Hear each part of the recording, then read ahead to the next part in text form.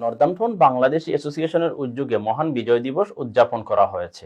আমাদের সহকর্মী M A Fattah Chowdhury Faisal জানান, গত শনিবার এনবিএ হলে মহান বিজয় দিবস উদযাপন উপলক্ষে সংগঠনের পক্ষ থেকে নর্দাম্পটন বাংলাদেশ স্কুলের শিক্ষার্থীদের জন্য আয়োজন করা হয় এক চিত্রাঙ্কন ও সাধারণ জ্ঞান প্রতিযোগিতার।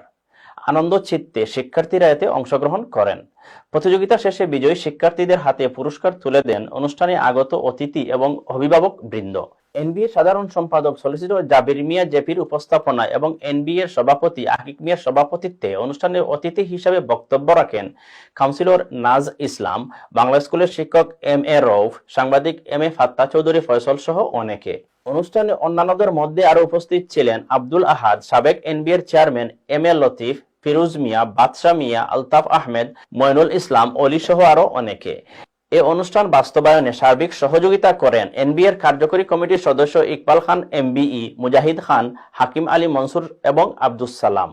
অনুষ্ঠানে আগত নতুন প্রজন্মের জন্য প্রদর্শন করা হয় মুক্তিযুদ্ধের সংক্ষিপ্ত এক ডকুমেন্টারি। শেষে বিজয় দিবসের কেক কাটার মধ্য দিয়ে অনুষ্ঠানের সমাপ্তি হয়।